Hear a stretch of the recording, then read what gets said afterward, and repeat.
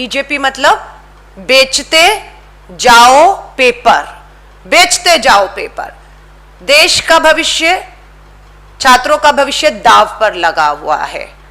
बेचते जाओ पेपर। कहां कहां बिक रहे हैं ये पेपर, सिलसिलेवार अभी की खबरें हैं। शुरुआत करते हैं हरियाणा से। बताने की जरूरत नहीं है, बेचते जाओ पेपर बीजेपी की सरकारों के अधीन चल रहा है। Haryana staff selection commission constable भर्ती पेपर लीक हो गया है, 12 लाख रुपए तक वसूली। दूसरा, 14 अरेस्टेड, 35 लाख रुपए में कर्नाटका एग्जाम लीक, पुलिस भर्ती कर्नाटका। कितनी कीमत है? हरियाणा में अगर 12 लाख है तो कर्नाटका में 35 लाख। आ जाइए असम में, बीजेपी बेचते जाओ पेपर। असम किसकी सरकार है? यह महिला कांग्रेस की कार्यकर्ता है। आंदोलन होता है 3 सितंबर 2020 को। यहां पर भी पुलिस भर्ती का पेपर लीक होता है और भाजपा के नेताओं की इसमें जो है मिली भगत पाई जाती है। और यह सितंबर में आंदोलन कांग्रेस गुवाहाटी असम में करता है और उसके बाद पुलिस एफआईआर करती है और खबर आती है दिसंबर 19, 2020 को Assam BJP leader among 36 named in chargesheet in the state police exam paper leak. इनकार कर सकते हैं ये खबरें झूठी हैं, फर्जी हैं। इन राज्यों में असम हो, मध्य प्रदेश में भी पेपर लीक हुए। मध्य प्रदेश में भी agriculture extension officer, rural agriculture extension officer, nursing recruitment का पेपर लीक हुआ और रद्द कर दिया गया है। इनकार कर सकते हैं ये खबरें झूठी हैं, फर्जी हैं। इन राज्यों में असम हो, मध्य प्रदेश में भी पेपर लीक हुए। मध्य प्रदेश में भी agriculture extension officer, rural agriculture extension officer, nursing recruitment का पेपर लीक हुआ और रद्द कर दिया गया है। कितने आर्थिक और मानसिक दबाव से अभिभावक और वो छात्र जो इम्तिहान में बैठते हैं वो गुजर रहे हैं, इसका अंदाजा केंद्र में बैठी भाजपा की मोदी सरकार को कतई भी नहीं है कि कितने बड़े आर्थिक और मानसिक दबाव से हमारा छात्र गुजर रहा है।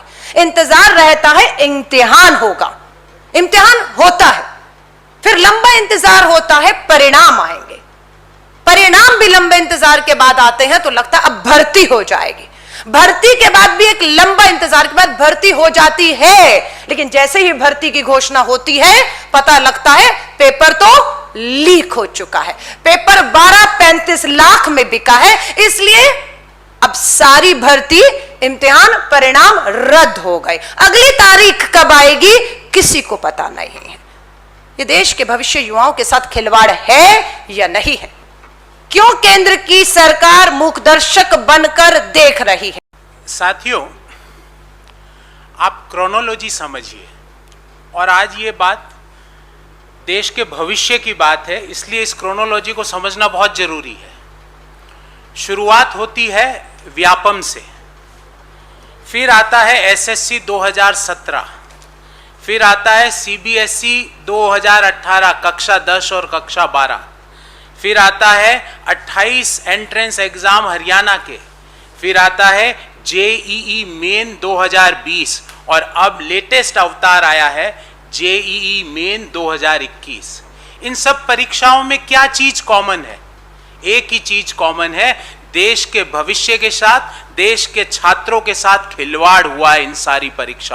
Paper leak government is answerable to every youth of our country because you are taking that youth seat, you are taking that deserving candidate seat, you are giving that seat to someone else, and this point is important। ये बात आज इसलिए भी महत्वपूर्ण हो जाती है कि अगस्त 2021 में जो रोजगार बेरोजगारी का आंकड़ा आया सीएमआई के द्वारा, उसमें 8.32%, 8.32% इज द अनएम्प्लॉयमेंट रेट, और एक माह में 15 लाख लोगों ने अपना रोजगार गंवाया।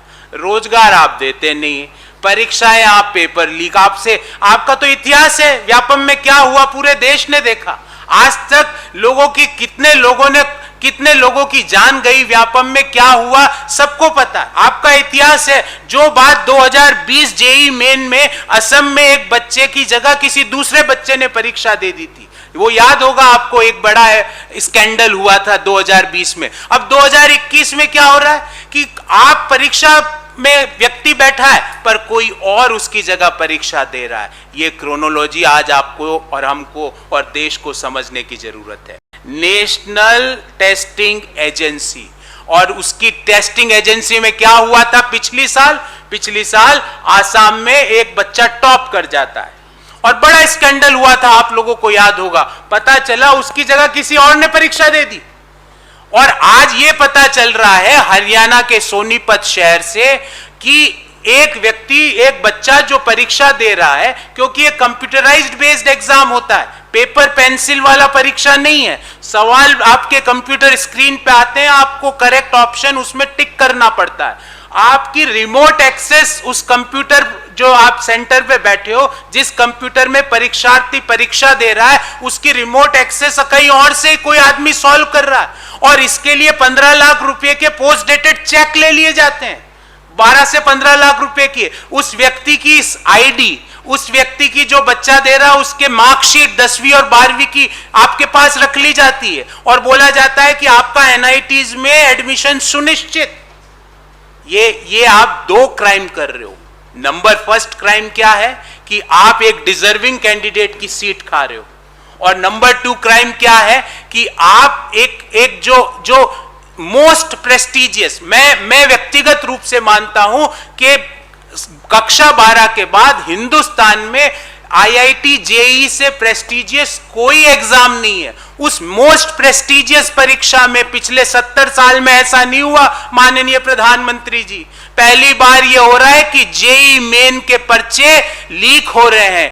मोदी सरकार ने जितने भी हमारे एग्जाम होते हैं, इन घोटालों में, इन एग्जाम को लीक करवाने में एक पीएचडी जो है वो वर्तमान की सरकार ने कर चुकी है कि किस तरीके से किस एग्जाम को जो है वो लीक करवाया जाए।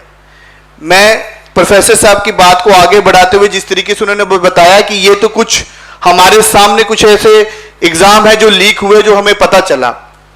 मैं पिछले वर्ष एनएसयूआई ने हमें छात्रों के द्वारा पता चला कि नीट के एग्जाम जो पिछले वर्ष हुए उसमें स्टूडेंट्स को अप्रोच किया गया, उनसे 15-15 लाख रुपए जो है वो मांगे गए और उनको कहा गया कि आप 15-15 लाख रुपए दीजिए और आपको मन चाहे कॉलेज में जो है सीट मिलेगी।